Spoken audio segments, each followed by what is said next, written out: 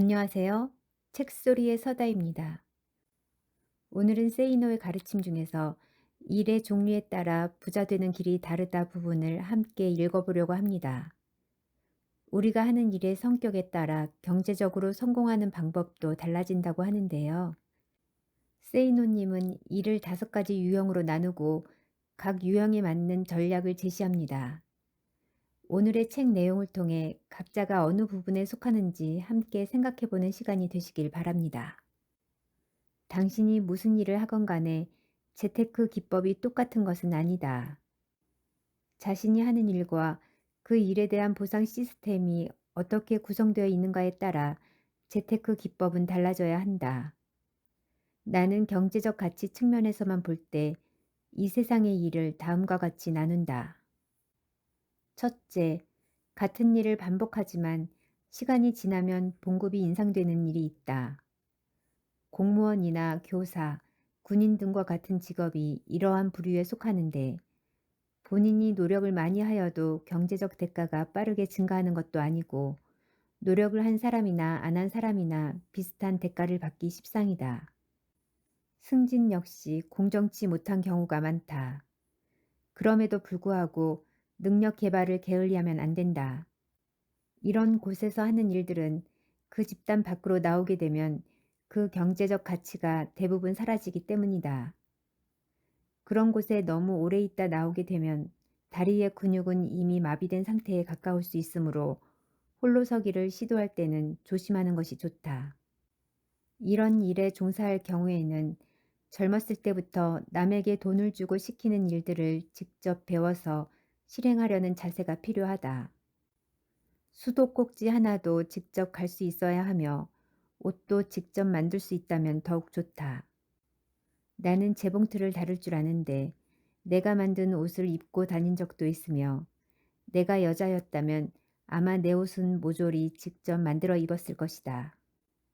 그래야 지출을 줄일 수 있고 투자의 종잣돈을 빨리 만든다. 재테크에 일찍 눈을 떠야 하며 빚을 지면 절대 안 된다. 젊었을 때 악착같이 절약하고 투자는 보수적인 방법을 취하는 것이 좋다. 모험적 투자가 잘못되었을 경우 그 손해를 만회하기가 정말 어렵기 때문이다. 보수적인 재테크를 통해 종잣돈이 마련되면 부업을 하는 것이 현명하다. 공격적인 투자보다는 세월이 흐르기를 기다리는 투자가 더 좋다고 믿으며 때문에 주식보다는 부동산 투자를 권유한다. 둘째, 같은 일을 반복하는 일이지만 일에 대한 대가가 사회적으로 거의 언제나 고정되어 있는 일이 있다.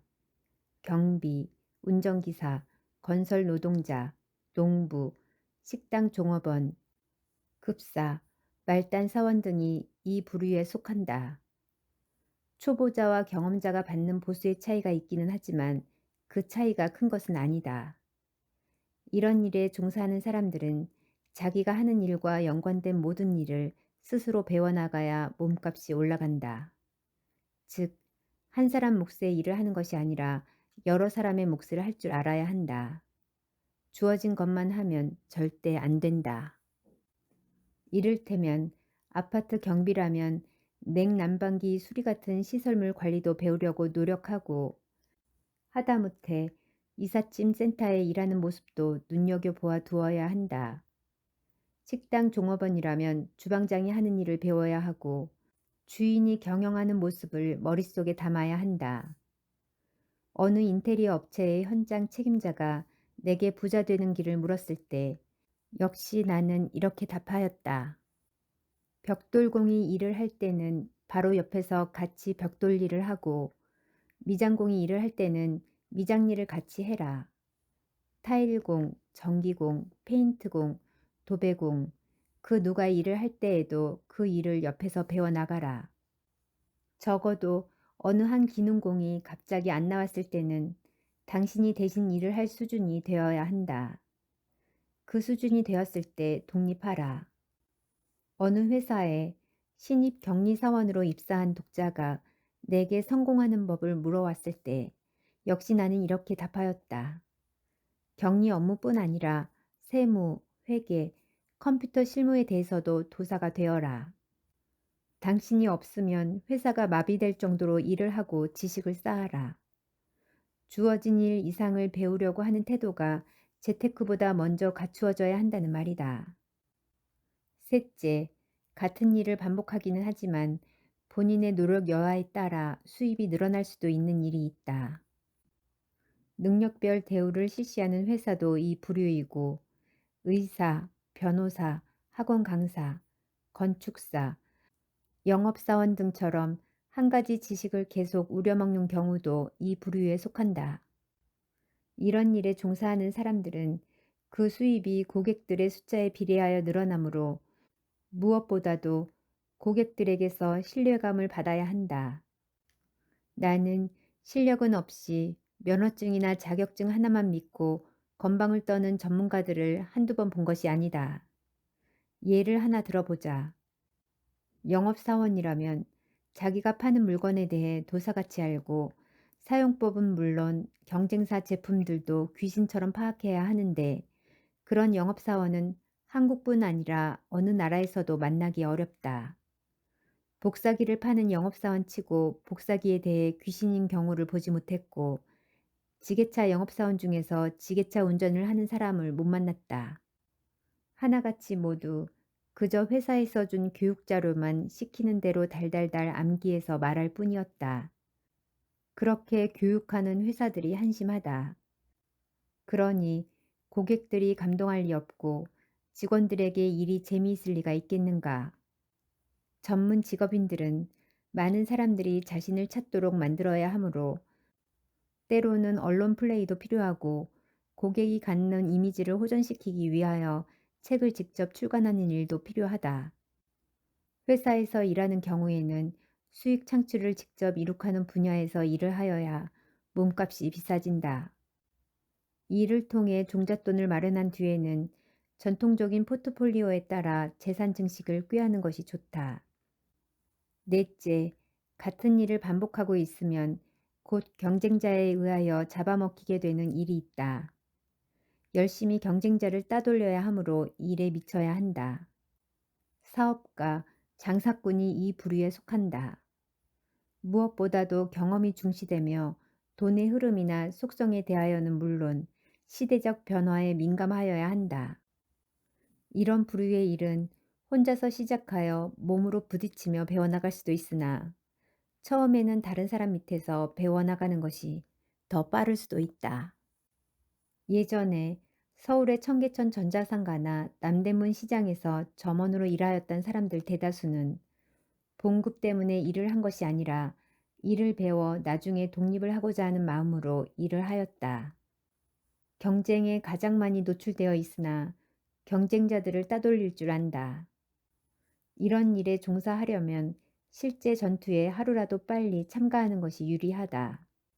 이런 사람들은 일 자체를 통해서도 큰 돈을 벌기도 하지만 그 번 돈을 갖고 주식이나 부동산에 투자하여 부자가 되는 경우도 많다. 자신이 만든 주식을 공개하여 부자가 되기도 한다. 부자들은 대부분이 네 번째 일을 하는 사람들이다. 그러나 주의사항이 있다. 한창 잘 나가던 사람이 갑자기 알거지가 되는 경우 역시 이 부류에 제일 많다.